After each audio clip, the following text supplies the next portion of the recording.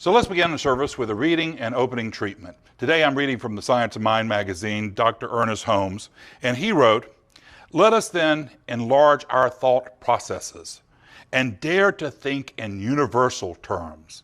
Let us dare to believe that every constructive word is invincible."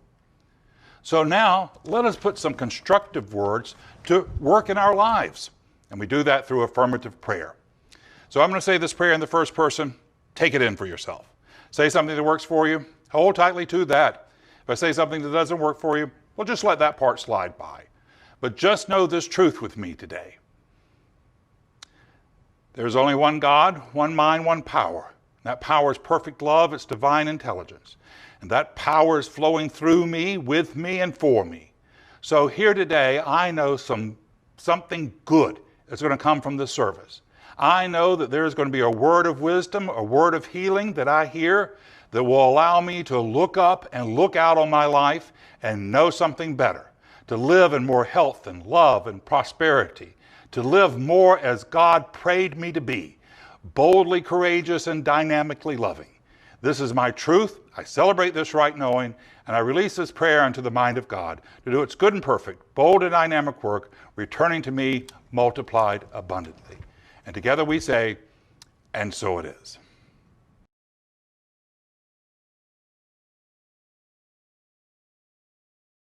My talk today is Know Something Better. Now, as I was writing this talk, I began writing at the end of last week, and I had wanted to write it on an issue or a topic that's really very interesting to me. And that's the phenomenon of near-death experiences, and also some of the phenomena that happens as people are approaching death. You know, our founder, Dr. Ernest Holmes, he wrote that there will come a time when science and religion will once again walk hand in hand. For many of us in our teaching, we thought that would happen through quantum physics. But actually, I'm more inclined to believe that it will now happen through research that's going on through the near-death experiences and also the phenomenon of what happens to people as they're approaching death. The near-death experiences is very interesting. Some very prominent scientists are now doing lots of research on these experiences because what we find is the people who have had the experiences, they are life-changing. They have an experience like this, it changes their life forever. And they actually say that the experience is more powerful and it seems more real than actual life itself. Now, the reason that we're having people have more of these experiences is, of course, we have learned how to help people as they are having major life events like heart attacks. One of the things the scientists have been most curious about is that when a person has a very serious heart attack, it often stops blood from being pumped to the brain. And so there should be no way that a person continue having experiences, but in fact, that's actually what happens. People have experiences, and there are dramatic experiences. It's interesting that people throughout the world have them, but although our experiences may be different than people in another culture. A British person is more likely to have an experience where they meet their relatives in a British garden or a British cottage with a thatched roof.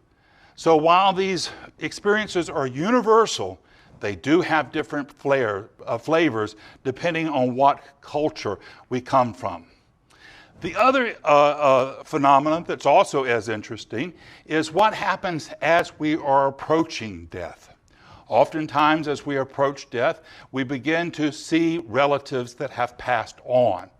Now, previously, researchers wanted to say these were hallucinations happening because we were dying and chemicals in our brain were setting things haywire. But what they began to realize is that hallucinations, when they happen to people who are having mental issues, that normally, almost always, the hallucinations are terrifying. But these hallucinations, as people are approaching death, bring lots of comfort and lots of ease. Now again, the hallucinations have some universal qualities. You're more than likely going to be met by your mother as you approach death, or by close friends and family. You may have a religious figure show up for you.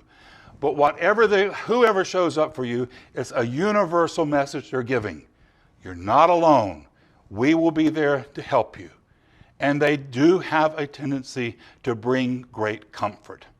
Now, there's another phenomenon that happens to people as they approach their death. Sometimes they regain faculties that they've long lost.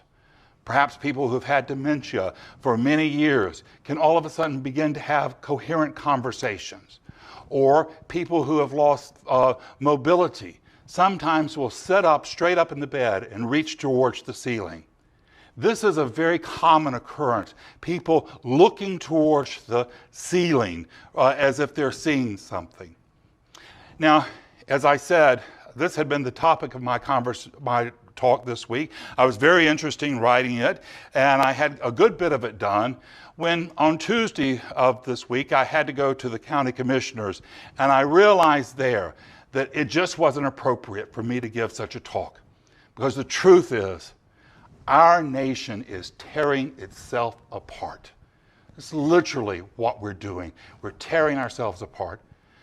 And I feel that I need to speak honestly and forthrightly about what I see we're doing. As I mentioned, this past Tuesday, I had to go to the county commissioners to do the opening prayer. It seems very strange to me, or curious, that every time or most times when I go there, it always seems to be that our nation has gone through a real challenge. And when I do go there, I do speak my truth. I don't hold back. The prayers I give them, I'm sure, are not the kind of prayers they're used to hearing. I hope that they're short and they're powerful and they're practical. My feeling is I should pray for them as Jesus prayed. That things are short and practical and to the point. You know, perhaps the longest prayer Jesus ever gave was the Our Father. Typically his prayers were, you're forgiven, don't do it again, and go off and do better. It's the forgiven part that seems to trick us up the most. There seems to be something in our psyche that we want to punish ourselves, that we want to make ourselves miserable. But we need to get past that, and we need to know that we can do something better, that we can have something better. So my prayers to the county commissioners are always pretty direct. I tell them that we're going to come together and we're going to have this meeting and that our community is going to be better for it. That we're going to speak our truth with one another and that we're going to be polite with one another. We're going to be mindful of our time and we're not going to speak too long. And we're going to respect our opinion and we're going to respect everyone else's opinion, even when we disagree with one another, particularly when we disagree with one another.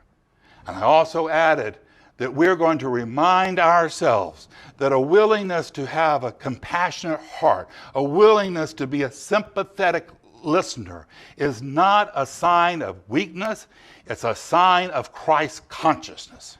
So when I began to talk about the Christ consciousness, I looked up and I noticed one of the commissioners, the head guy, and I think he was fingering the panic button because I don't think he was ready for me to be talking about Christ consciousness. I always wrap up the prayers pretty quickly because after all, nobody's there to hear me talk. And I don't know how much good my prayers do, but they're the good that I can do.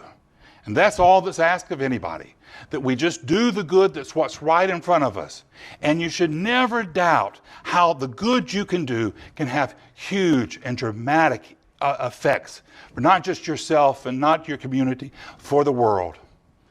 One of the stories that I've heard from an individual that had the near-death experience, he was talking about how that God had showed him the earth and how the earth could be so much better, how people could live with more health and love and prosperity, and that it wasn't much different from how we're doing now. It was just a bit of a change. We don't need a revolution. We need a revelation.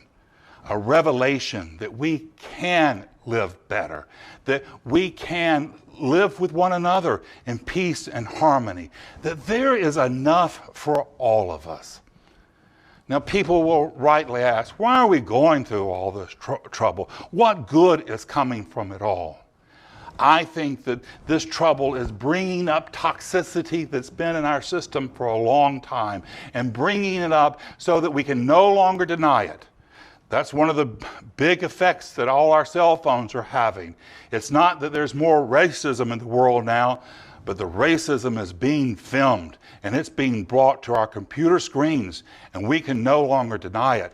And we realize that we have got to make changes. So this toxicity is coming up so we can heal it. When you go to a Native American healer, they will often tell you that what they're doing for you may make your symptoms worse at first, and that is so you can move past them and you can be healed. So as we have this toxicity coming up, let us do our work to envision something better for ourselves and our nation. And it doesn't have to be, we don't have to think it has to be too far off. We can make the changes so that our lives and our communities can be better. For one thing, let's just envision a professional police force, one where we give enough pay, we give enough training, we have enough supervision, so that we have police who won't murder someone just because they tried to issue a $20 counterfeit bill. That is not too much to ask, and it's not too far off. We can do this. We have the resources. We have the intelligence. Another thing that I think is happening as we go through this crisis is we're beginning to realize that not everybody needs to be a stockbroker. Not everybody needs to be a big Hollywood star. That there's lots of value. In fact, there's critical importance for people being teachers and nurses and emergency drivers and firemen and policemen. And that if we want to keep our society whole and safe, that we will make sure that those jobs have value, that they have faith, and that they are earning an income where they can afford a home, where they can have health that they need, where they can have retirement, and where, yes, they can go on a 2-week vacation. That used to be something my dad did when I was growing up, but almost nobody in America goes on a 2-week vacation now. We are all in need of a vacation right now. So don't allow yourself to get discouraged. Do your prayer work. Put something good in consciousness, and then wait to see if it happens, and then throw something else in. Keep doing it. You know, last week I was telling you about that we were wrapping up the Venus Manley Scholarship Program. That's where we give 3 scholarships out to kids with special challenges. And I would really love to give a scholarship to every one of those kids, because each of those kids just show such courage and commitment to overcome their particular challenges. So as we were doing the interviews with the kids, an idea kept popping up in my head, and it was like, why can't we get a spokesperson from the Jacksonville Jaguars to be the spokesperson for this scholarship program? I just know that there's one of their players who's had a brother or a sister or a cousin with special challenges and would love to represent this scholarship. So Monday morning I got up and I placed a call to the Jaguars. Well, at first I got a few calls back. One of the calls said they could give us a football signed by one of the Jaguars, and I kept telling them, I was like, no, this is a wonderful scholarship. One of your guys is going to love to be a part of this scholarship program. Well, I haven't gotten back a yes, and I haven't gotten back a no. But that's not going to stop me from continuing to throw another big idea into mind. Now, I was talking to one of my good friends I've known for a long time, and I was telling him what I had done with the Jaguars. And he reminded me, he said, Ken, didn't you do that a couple of months ago with Dolly Parton? And have you heard back from Dolly? You know, that's why you have old-time friends, so they can tell you something like that. And it is true. I did send Dolly a book and hoped and prayed that she would get back in touch with me. And as of yet, no, I haven't heard back from Dolly. But you know what? Dolly just might be a slow reader. So I can't allow myself to get discouraged about that. I have to keep throwing big ideas out there. Yes, maybe it'll be the Jacksonville Jaguars that come back with a spokesperson. Who knows? It could be even Tyler Perry gets the book and decides that he wants to make a movie with Medea playing my mother. I'm open, receptive to anything. We can't limit ourselves, and we shouldn't limit spirit. Don't limit God, and don't limit yourself, and don't limit our nation. Now, here's one thing I know to be true over everything else. God is not done with our nation yet. Our nation was called to be the bright, shining city on the hill. Now, we're not always perfect. We're just human. But even with our imperfections, we keep striving.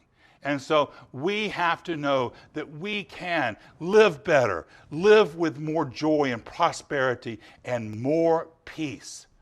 And just like the patient that sets up after people have long thought that they don't have that capability anymore, there are talents and there are opportunities that this nation has, and we need to place our faith in them. We need to know that we can pull together. We can know something better for ourselves, believe in something better for ourselves, and do better. Now's not the time to start thinking in victimhood and less than and lacking. Now's the time to move up and to move out. Now's the time for us to hold a greater vision for ourselves, for each other and our nation, that this is the spirit and the goodness of God blooming forth. It's within every one of us to do, to live the goodness in our heart and soul, that God is counting on us, and we're stepping up, making it a bright, shining possibility for ourselves and each other in the world. It's the truth in your life today. It's the truth in mine, and so it is.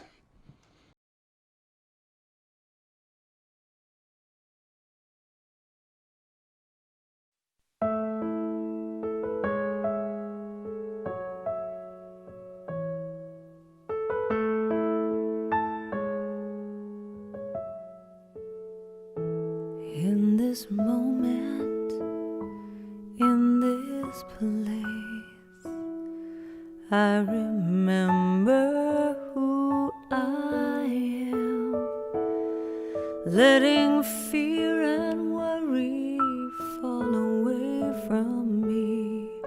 I open my eyes and see there is only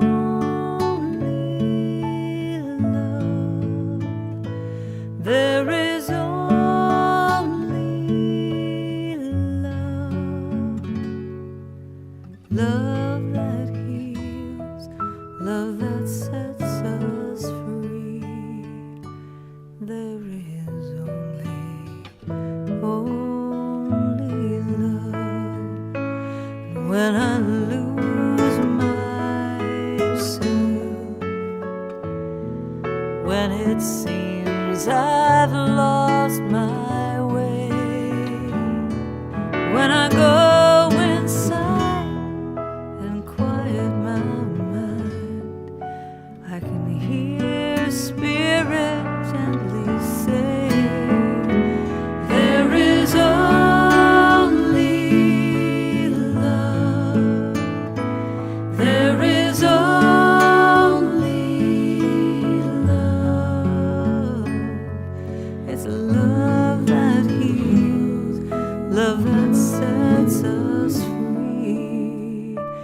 There is only love. There is only love. There is only love. Love that heals, love that sets us free. There is only love. There is only love. There is only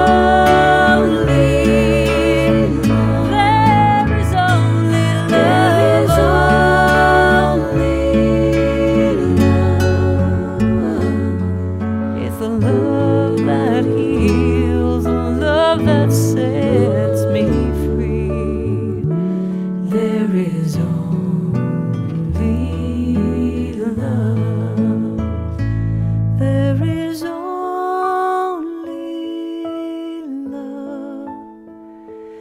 There is only love,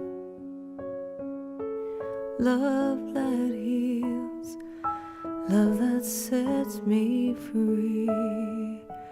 There is only love. There is only love. There is only love. There is only love. There is only love. There is only